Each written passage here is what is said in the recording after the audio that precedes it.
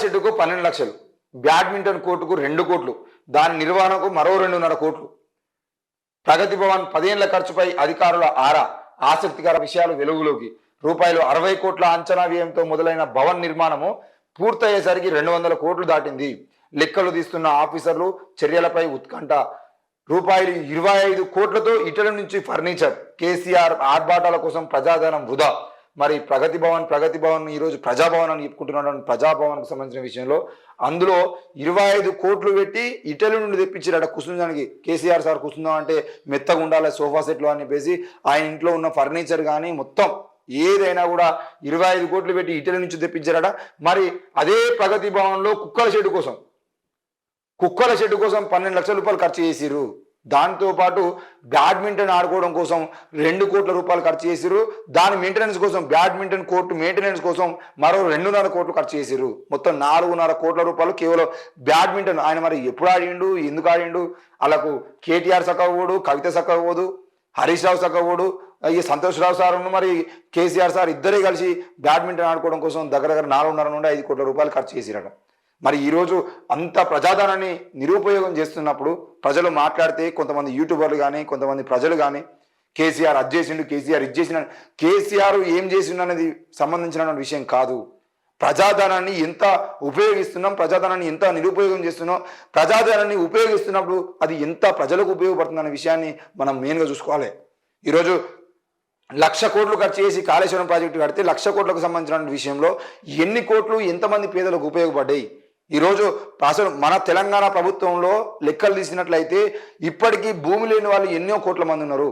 మరి వాళ్లకు ఎలాంటి ఉపయోగం లేనటువంటి ఈరోజు కాళేశ్వరం ప్రాజెక్టు వల్ల వాళ్ళకి ఏం ఉపయోగము? ప్రజలందరికీ ఉపయోగపడే పథకాలు తీసుకురావాల్సినటువంటి ప్రభుత్వాలు కేవలం భూస్వాముల కోసం, భూములు బాగా ఉన్నటువంటి 100 ఎకరాలు 1000 ఎకరాలు ఉన్న వాళ్ళ కోసమే భూమాత కానీ లేదంటే ఆ కాళేశ్వరం ప్రాజెక్ట్ లాంటివి కట్టుకొని వస్తే ఈరోజు పేదలకు ఉపయోగపడి ఉంది, కౌలు రైతులకు ఉపయోగం ఉంది. వీటన్నిటికి సంబంధించిన విషయంలో మనం మాట్లాడుకుంటూ పోతే ఎన్నో ఉన్నాయి. మరి ఈరోజు 2 కోట్ల రూపాయలు, 2.5 కోట్ల రూపాయలు, మొత్తం 4.5 కోట్ల రూపాయలు కేవలం బ్యాడ్మింటన్ కోర్టు కోసం ఉపయోగించిందట.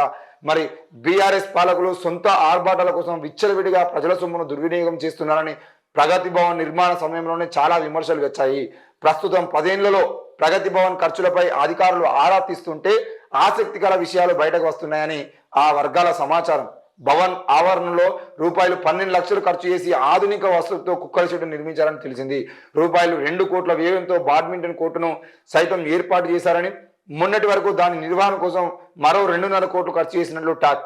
ముగ్గు పోసినప్పుడు 60 కోట్లు అనుకున్న ప్రగతి భవన్ నిర్మాణ వ్యయం అంచనా పూర్తయ్యేసరికి మాత్రం 200 కోట్లు దాటింది. మరి 60 కోట్లతో కట్టాలనుకున్నప్పుడు 200 కోట్లు దాటింది. ఇక్కడ మనం గుర్తుపెట్టుకోవాల్సిన విషయం ఏంటంటే ఇల్లు కట్టుకోవడానికి 5 లక్షల రూపాయలు ఇస్తామని చెప్పేసి ప్రభుత్వం అంటది. మరి ఇల్లు కట్టుకున్న పేదవాళ్ళు ఇల్లు కట్టుకోవాలనుకున్నప్పుడు 5 లక్షల రూపాయలు ఇస్తే మరి అంచనా వ్యయం పెరుగుతుందా అంటే పెరగదు. అది సంవత్సరమైనా 2 సంవత్సరాలైనా 3 సంవత్సరాలైనా వాళ్ళు కట్టుకునేటప్పుడు వాళ్ళ దగ్గర డబ్బులు లేక వీళ్ళు 5 లక్షల రూపాయలు మీ అకౌంట్లో వేస్తాం, ఆ పునాది లెవెల్లో అయితే ఒక రకంగా, ఆ దర్వాజా లెవెల్ అయితే ఒక రకంగా, స్లాబ్ పడితే ఒక రకంగా, ఇల్లు మొత్తం పూర్తయినాక మిగతా డబ్బులు అని చెప్పేసి లక్ష చొప్పున 4 లక్షలు 5 లక్షల రూపాయలు వాళ్ళ అకౌంట్లో వేసారని ప్రయత్నం చేస్తారు. మరి 5 లక్షల రూపాయలతో ఇల్లు పూర్తి అవుతుందా అంటే కాదు, ఎట్టి పరిస్థితుల్లో కాదు. ఈరోజు 60 కోట్లతో కడదాం అనుకున్నటువంటి ఇంజనీర్లు కూర్చొని, రాష్ట్ర వ్యాప్తంగా పెద్ద పెద్ద ఇంజనీర్లు అందరూ కూర్చొని, కేసీఆర్ కూర్చొని, అక్కడ మంత్రులు కూర్చొని ప్రగతి భవన్ కట్టడానికి ఎంత ఖర్చు అవుతుందని చెప్పేసి లెక్కలు మొత్తం రాస్తే 60 కోట్లు అవుతాయి అని చెప్పేసి అనుకున్నారు.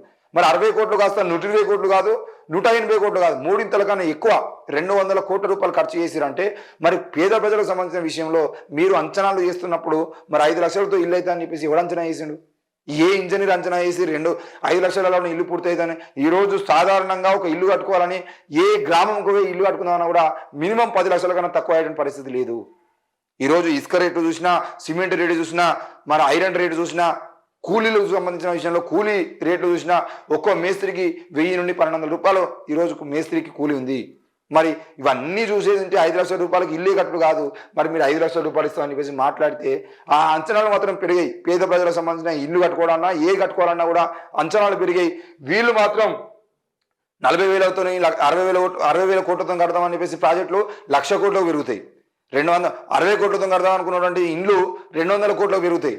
మరి వీళ్ళ ప్రాజెక్టులు కట్టడానికో కోట్లాది రూపాయలు ప్రజాధనం వృధా చేస్తా అంటారు, ఉపయోగించుకుంటారు. మరి ప్రజలకు సంబంధించిన ప్రాజెక్టుకు సంబంధించిన విషయంలో మాత్రం ఒక్క రూపాయి కూడా పెంచేటువంటి ప్రయత్నం చేయరు. ఇది మనం ఈ వ్యత్యాసాన్ని గుర్తుపెట్టుకుంటే ప్రజలు పాలకులకు సంబంధించిన విషయంలో వాళ్ళు ఎంత దారుణంగా ఆలోచిస్తారు, ప్రజలను పక్కన పెట్టేసి వాళ్ళకు సంబంధించిన విషయాల్లో మాత్రం డబ్బుని ఎంత వృధా చేస్తారన్న విషయాన్ని అర్థం చేసుకోవచ్చు.